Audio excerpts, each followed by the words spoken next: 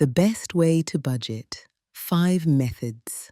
Explained by AfroBudgetinGirl. This content is for informational purposes only and reflects my personal experience. It's not financial advice.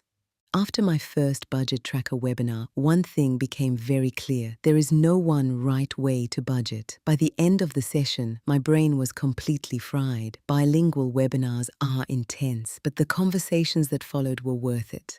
Many people believe budgeting only works if you use a specific tool. In reality, the best way to budget is the one that fits your lifestyle, your values, and your financial goals. That belief sits at the heart of budgeting with purpose, choosing intention over imitation. Why there is no one right way to budget. Budgeting is personal. Your income, responsibilities, culture, environment, and goals all influence how you manage money. That's why comparing your budget to someone else's often leads to frustration or giving up entirely. Understanding different budgeting methods helps you make informed choices, stop forcing systems that don't fit, adapt your budget as your life evolves. A tool is just a container. Purpose is what makes it work. 1. Notebook or journal budgeting method. This traditional budgeting method involves writing down income and expenses manually. Pros: encourages awareness and intentional spending. No technology required, ideal for budgeting beginners. Cons: time-consuming. No automation or data analysis. This method is best for people who value mindfulness and simplicity in personal budgeting. I started budgeting with a notebook because writing things down felt intentional, but after 3 weeks, I lost it. I started keeping deadlines like insurance and loan repayments in my head. Instead of reducing stress, it increased my mental load. That's when I learned an important lesson. A method that looks intentional isn't always protective. 2. Budget diaries for budgeting. Paper budget planners provide structured layouts for tracking expenses. Pros: visual and organized. Beginner-friendly. Works digitally or printed. Cons: limited flexibility. Manual calculations. It's best for visual planners who want structure without complexity. My budget diaries worked well for me when I was a student. My finances were simple, with no major expenses, so monthly tracking felt easy and effective. As my financial life grew, I needed something more flexible. 3. Budgeting apps, digital budget tracking. Budgeting apps automatically track spending and categorize transactions. Pros: convenient and automated. Real-time insights, easy budget tracking.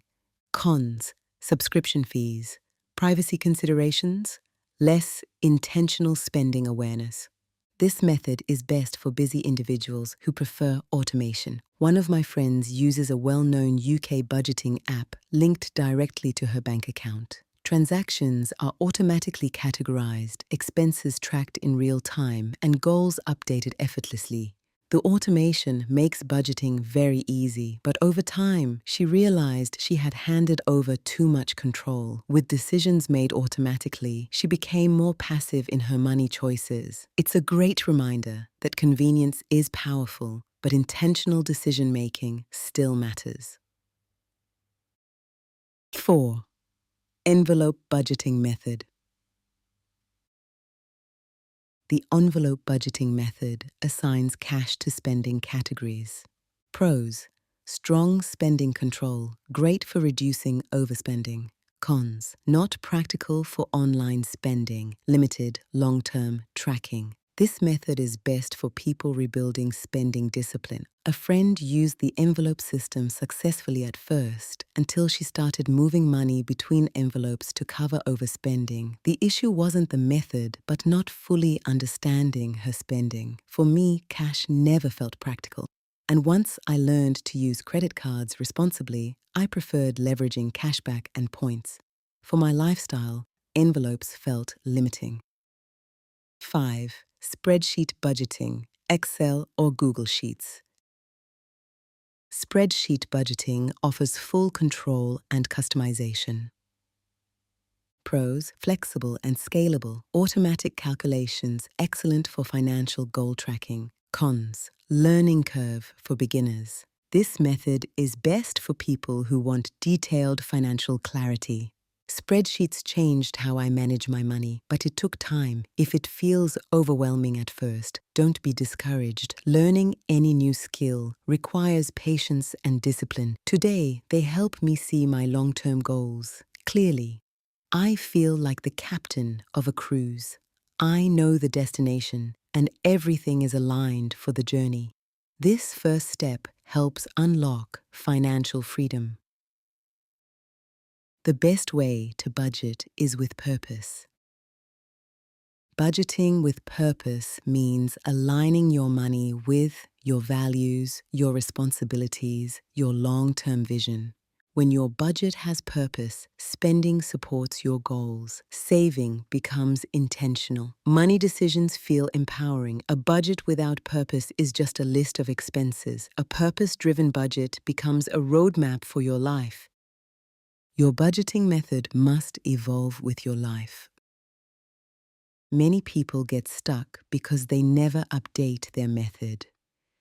As your life changes, new responsibilities, higher income, children, assets, your budgeting system must evolve too. That's why some people move from monthly to annual budgeting. Others need systems that reveal blind spots, and many need structure that reflects their ecosystem. There is no perfect budgeting method. There is only the method that fits your life today, the awareness to adjust it tomorrow, and the intention to use money as a tool, not a source of stress. That's the real best way to budget.